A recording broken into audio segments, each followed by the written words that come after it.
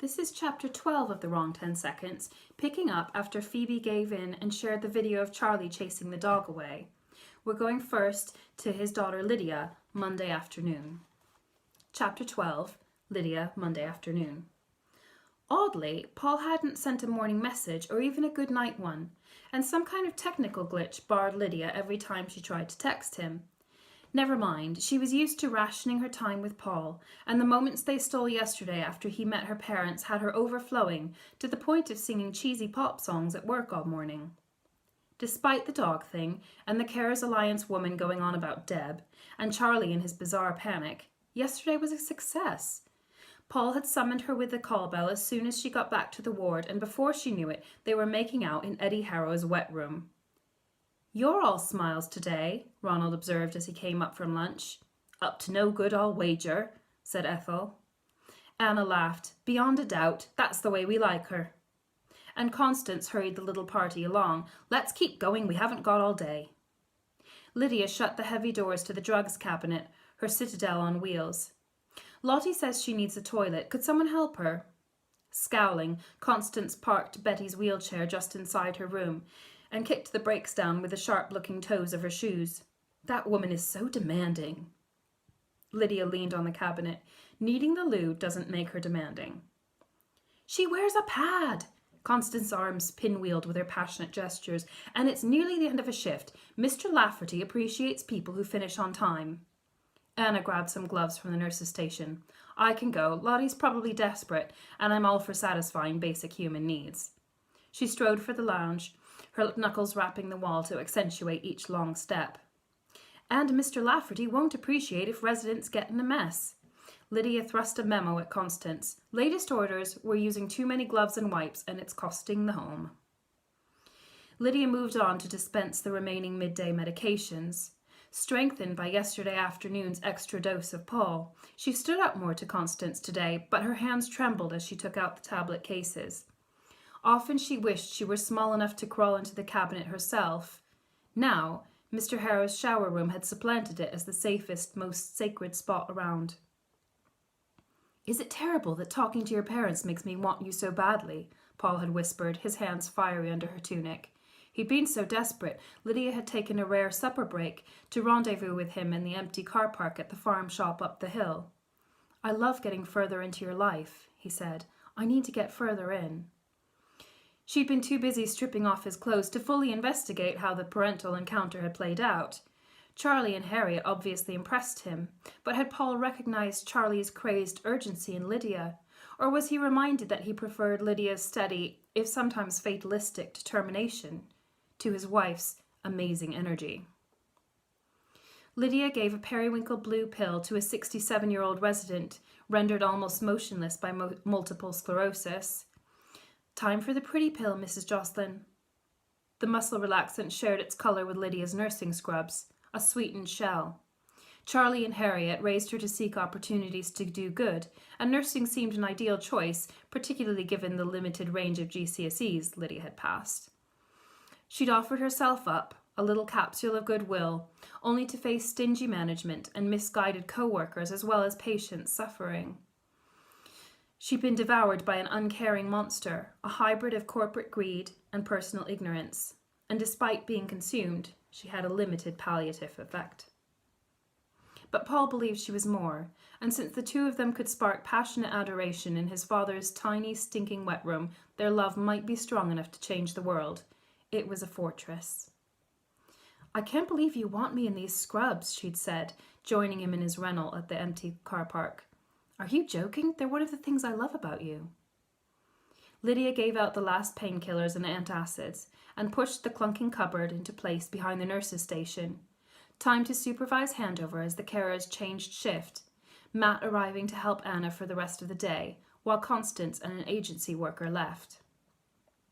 Constance scowled at Lydia and tapped the watch pinned to her uniform pocket. "I hope you don't expect us to wait handover until Anna has finished this silly mission you sent her on." "Not at all. Feel free to go, Constance." "I told you that woman should have waited 10 minutes. Constance tossed her hair and flounced away. "Silly mission?" Matt questioned, leaning his elbows on the nurse's station. Lydia shrugged, leafing through the care plans. Looking after residents. Nothing much to report. Mrs. Henry hasn't felt well enough to get out of bed. Ronald was a bit shaky this morning, but seems to be picking up. And Ethel's been acting kooky, so we need to test her for a UTI. Kooky? It's one of my dad's American words. It means sort of strange or crazy. Matt nodded. So, not like Cookie, not like Cookie Monster. No. Lydia doodled an outline of a cookie monster, with frizzy curlicues of fur and a vacant grin and mismatched socks, on the back of the memo about supply shortages. What she really wanted to draw was Paul, his face, hands, torso. How's your day been in the outside world? Has the promised heat wave arrived? I would say so. I went to the gym anyway, Matt flexed his biceps, and then cooked for myself an omelette. Then there was... Oh, have you seen the video? You haven't, have you, while you were here? Lydia didn't look up from her drawing. A video of your omelette? A video of the dog thief. The one from a few days ago, remember? Mr. Harrow's granddaughter's, you might say, his great-granddog. The pen fell from Lydia's fingers. But the CCTV was broken, and it had been a few days. Things are supposed to be good now. What video? It's everywhere. Everyone in the city sharing on Facebook and all that. Shows a man chasing the dog away from Fairford, just going after it like a maniac. Astonishment lit Matt's face. So can he be identified? Is it clear? A bit, yes. It is phone footage, so the quality is okay, but the angle not always. It's only seconds long, but you would surely recognize the person if you'd seen him much. Lydia remembered Paul's eyes raking over Charlie's face. He was always so attentive, so observant. Her fingers found her phone in her pocket, fumbling, scratching against it frantically. And the Harrows have seen it? Seen the video, I mean? I think it came from them. Matt knitted his brow. I feel sure I saw the woman's comments. Okay, breathe, Lydia told herself. Paul was used to his wife's vitriol, her constant drama. Perhaps he wouldn't take any notice of the video. But he cared about his daughter and couldn't be indifferent. And why hadn't she heard from him? She hadn't even been able to get through herself. Anna came back along the corridor, swinging a bag of Lottie's laundry and tossing a smaller bin bag at Matt. I was too late getting her to the loo, Anna laughed. After all that. Too late. Lydia watched them head to the sluice room, chatting merrily. She took her phone out and texted Paul. Please, talk to me. I'm really sorry I didn't tell you. It was just a stupid thing he did. There's more to us than this. Little red letters informed her the message couldn't be sent. But she was his angel. He'd be lost without her. Heart-pounding, Lydia turned her data on and tried sending a chat message. This person cannot receive messages from you at this time, the chat box insisted. Her breath stumbled along with her fingers as she opened Facebook and typed Paul Harrow's name into the search function. Nothing, as if he'd never existed. He'd blocked her. It was over. Lydia sank to her knees against the drugs cabinet. Its walls pushed her tunic up like Paul had done yesterday, but cold, forcing metal against her skin. This was real. Oh, shit, she gasped. Shit. He'd been her fortress. What now? Life had been hard enough, negotiating a stressful affair with a man who, if he left his wife, would lose his daughter and the career that strengthened him.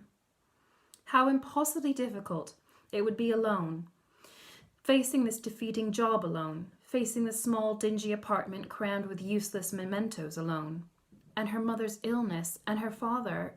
Her father? Dear God, what about Charlie? Lydia staggered to her feet. Her senses returned, whirling, chaotic, but with a semblance of reprioritization. The call bell sounded its weary bleep. Betty hollered as Matt and Anna coaxed her from the uncushioned wheelchair Constance had left her in to an armchair. Guys? Lydia lurched into Betty's room, clutching the doorway. I've got to go. I'll tell the nurse on the other floor to cover. Sorry. What? Anna looked up in shock, then back at Betty, who'd seized the opportunity to gnash her teeth at Anna's arm.